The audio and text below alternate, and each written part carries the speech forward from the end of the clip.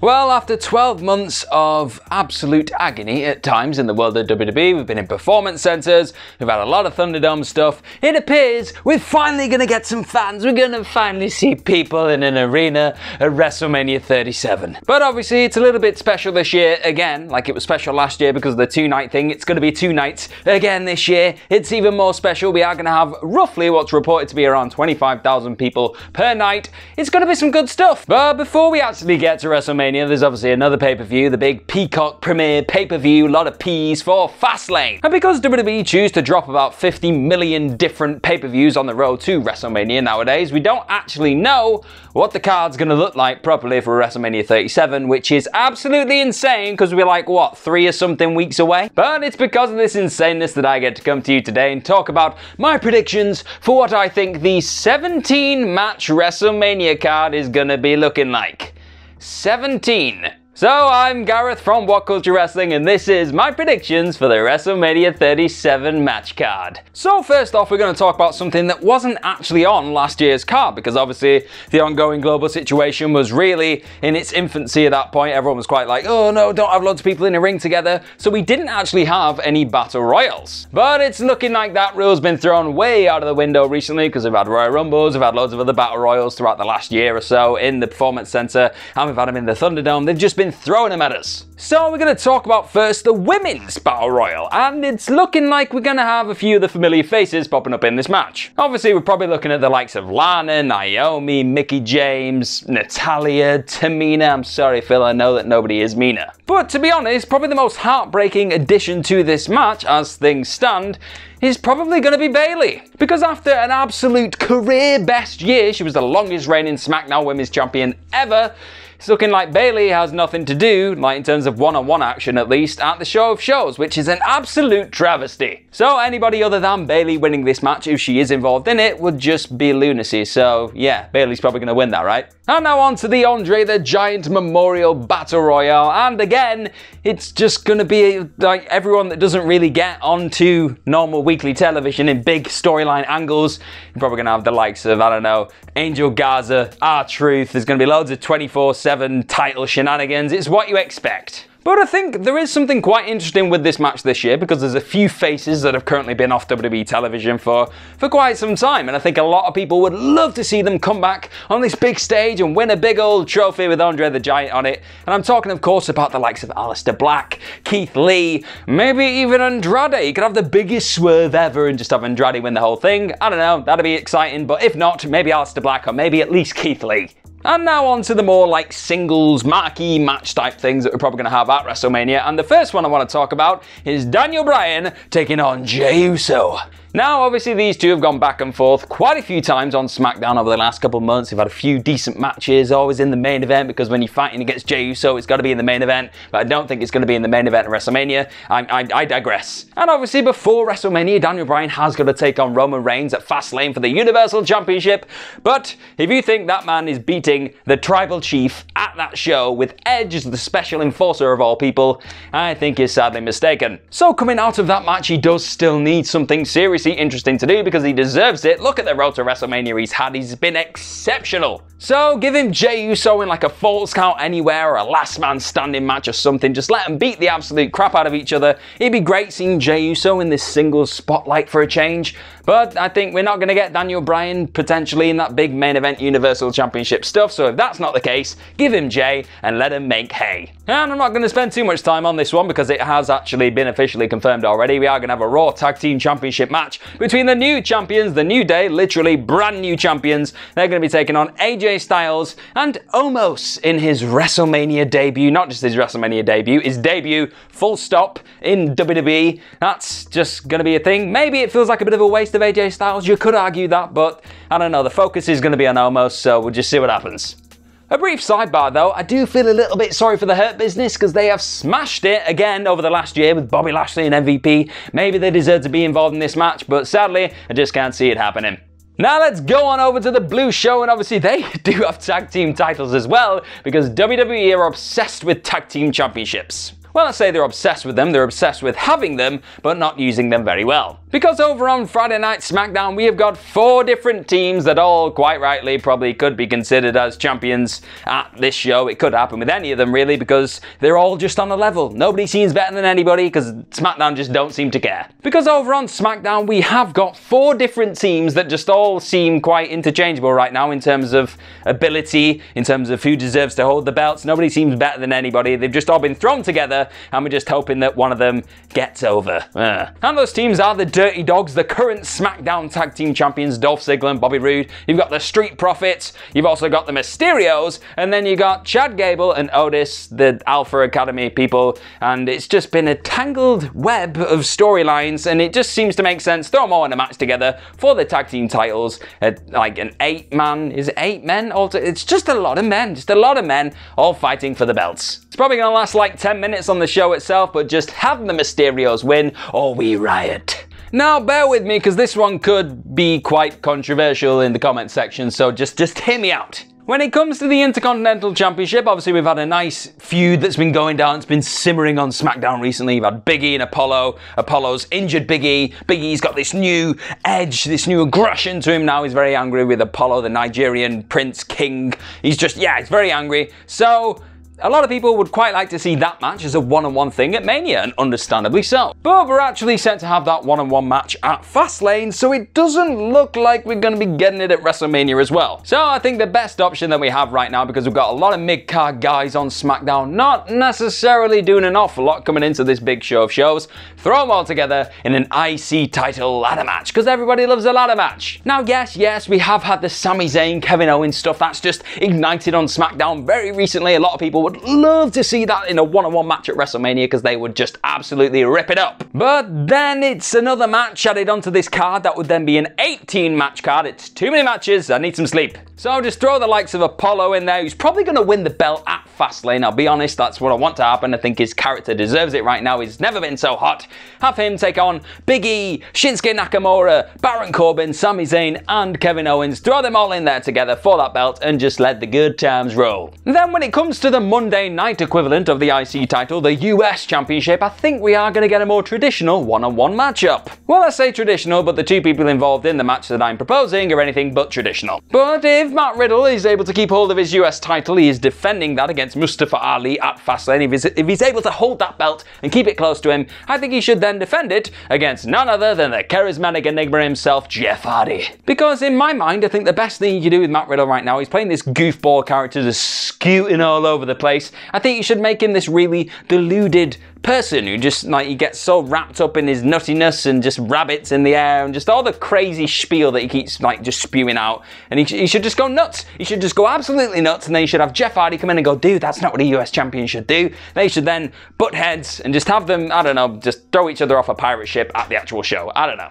But this might just be me being very sentimental towards Jeff Hardy, but you cannot have Jeff Hardy in WWE at WrestleMania time and not do something special with that man. Alright, now we get into the business end of this card, and in my opinion, this has the potential to steal the whole damn 2-night event. I'm of course talking about Cesaro taking on Seth Rollins at WrestleMania. It's just gotta happen, and judging from the fact that we're gonna have Seth Rollins against Shinsuke Nakamura at Fastlane, it looks like they're saving this ball of amazing wrestling goodness for the show itself, the show of shows. I am so excited. And you don't need anything else. You don't need any stipulations unless it's something involving Seth Rollins, like having to wear his stupid suits. That's okay. But otherwise, no stipulations. Just have 2 people having an incredible singles match, because that is what they do. They are just masters of their craft. But this is WWE we're talking about, so they'll probably get into the ring, and then Seth Rollins will hit one curd stomp and it'll be over, and our hearts will be broken. I love wrestling.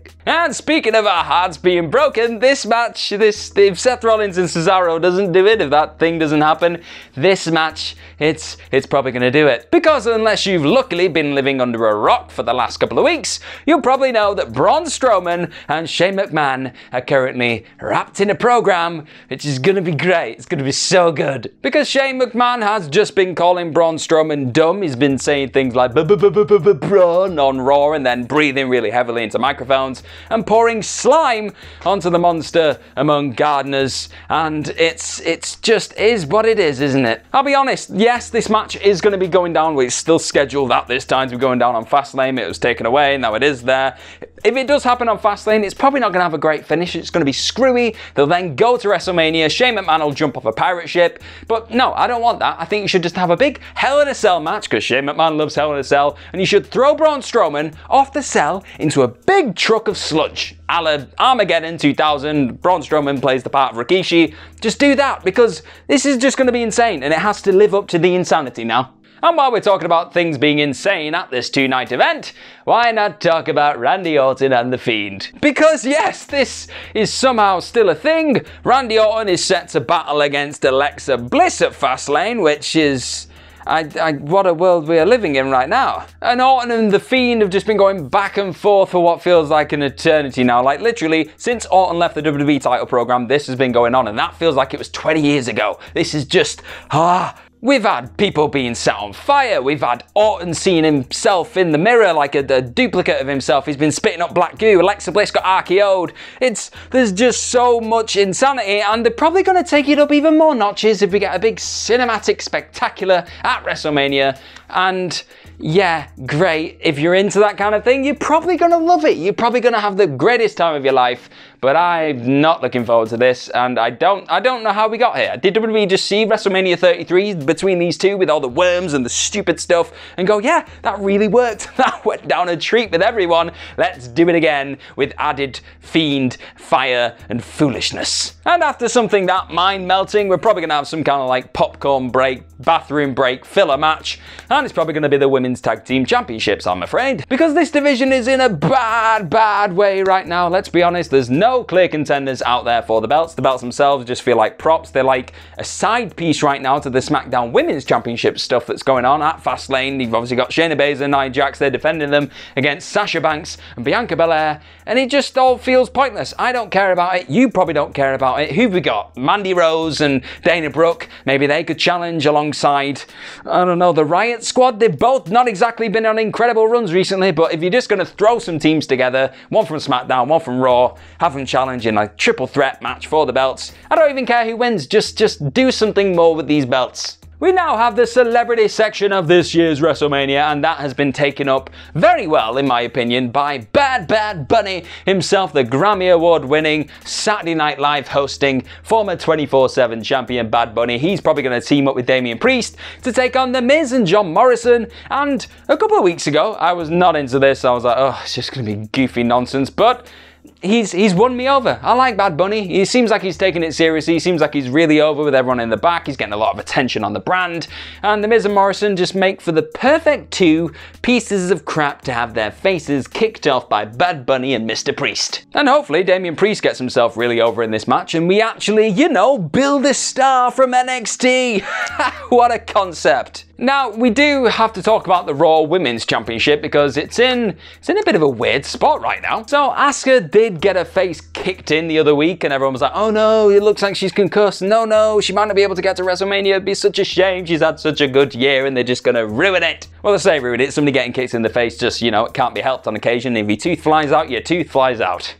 But it seems with Lacey Evans also being taken off television due to being pregnant, and the plan was apparently to have Lacey Evans versus Charlotte Flair for the Raw Women's Championship at Mania at one point. That's been scrapped. Asuka's just kind of in limbo right now, and you've got a few talented women on that roster that could, feasibly challenge for the belt. Now, obviously, the first one that really does spring out is Charlotte Flair, and up to a couple of days ago, she was one of the marquee names on the poster and all the rest of it, but she's now been taken off said poster, and a lot of people are thinking, Charlotte Flair now not going to be at WrestleMania, which is foolish. She's definitely going to be at WrestleMania, but it's just muddied the waters a little bit. And then there's also the little thing of Rhea Ripley, who's just debuting for Raw, I think, maybe next week or at some point. She's been coming soon for a while now. So why not just throw all these things together? You got Rhea Ripley, Charlotte Flair, Asuka, all those incredibly talented women fighting for the belt.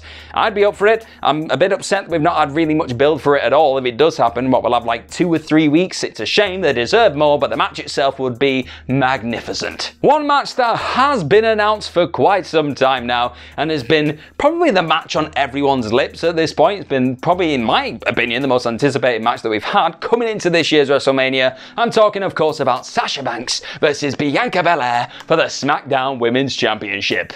And this match just sells itself. You've got Sasha Banks, this huge crossover star, the boss at the absolute peak of her powers. And then you've got Bianca Belair, who's on the rise. She's the baddest, she's the strongest, she's the fastest, she's the EST, goddammit. She's putting the EST in WrestleMania. It's there. Just give us that and drop all the nonsense. You know what I'm talking about? All this Reginald stuff on SmackDown, it's not good. It's not good. It's detracting away from the star power of the match itself. It's making both Banks and Belair look like fools. Fools, I tell you. And if anything, it's slowly taking a little bit of the hype away from this match, which is absolute madness. Look at it. Look at the people who are involved. Just give us the match with less of the stupidness. And again, it's one of those that's really hard to call. You don't know if Sasha Banks is going to come away with it or maybe Bianca Belair. But either way, it's a win-win as long as Reginald is not involved. Right, and we're going to go a little bit left field here with this next pick because I think Sheamus deserves something really special to do at this year's WrestleMania. He's had a really top, arguably career best run up until this point, fighting against Drew McIntyre. We're not going to talk about all the Jeff Hardy stuff on SmackDown because I don't want to put anybody back through that. But he's been looking incredible right now. He's been a physical monster, battering anybody in sight. So, in my opinion, give him Goldberg. Just give him Big Bill because apparently he gets like, what, 2 matches a year? I think that's in his contract at this point. He's had that Royal Rumble match. Put him here, have Sheamus beat him, bro, kick him right in the face, and then he can go up to Drew McIntyre if he maybe does not win the WWE title later on in the night. He can go up to him and be like, right, I beat Goldberg too. Me and you, let's fight for your belt. But of course, we're talking about WWE here, so that probably is not going to happen if they do end up having a match. Goldberg's probably going to squash Sheamus in like 10 seconds because he's the man and I'll be depressed. Speaking of Drew McIntyre, yes, it has been confirmed. We are going to have Bobby Lashley defending his WWE Championship against the Scottish psychopath, the chosen one, Drew McIntyre. And let's be honest, about a couple of weeks ago, nobody had any inkling that Bobby Lashley was going to be in the main event of WrestleMania fighting for the WWE Championship, let alone his own WWE title. It's madness. And let's be honest, a couple of weeks ago, not a single person had their mind set on Bobby Lashley being in the main event of WrestleMania defending his WWE title against Drew McIntyre. You just didn't think it was going to happen. No, you didn't. But that's exactly where we are, and I could not be any happier for both men. They had an absolute slobber knocker at Backlash if you go and watch that from 2020. So if they can do that on a big stage at WrestleMania, it's going to be great, and it's going to be another one of those where it's a win-win because either man comes out with that title. We get a nice big like hero babyface pop for Drew McIntyre if he does it, but then if Bobby Lashley keeps hold of the belt, we get a nice Bobby Lashley heel run with the gold. It's just good stuff. I'm so happy. But now is the time for our main event of the evenings. And we're talking about the Universal Championship. It is going to be Roman Reigns probably defending his belt against the Rated R superstar, the 2021 Royal Rumble winner, Edge. It's going to happen.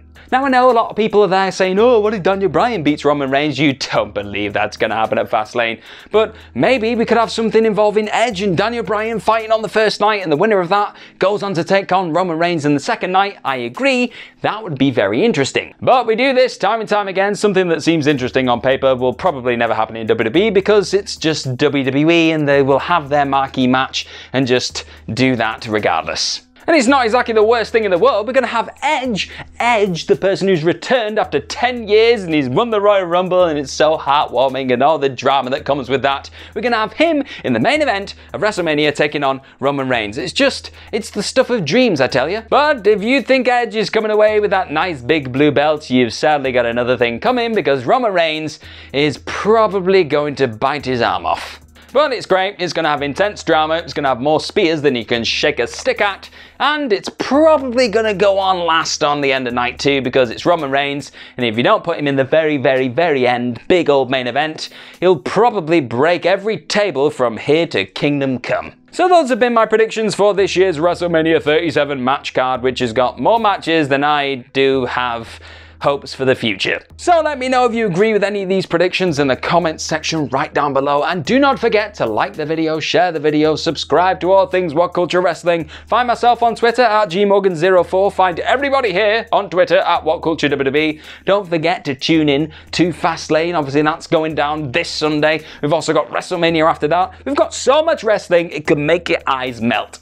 But there's a few more twists and turns to come before we get to the show of shows. I'm excited to see them, I'm sure you are too, but until then, I'll see you later.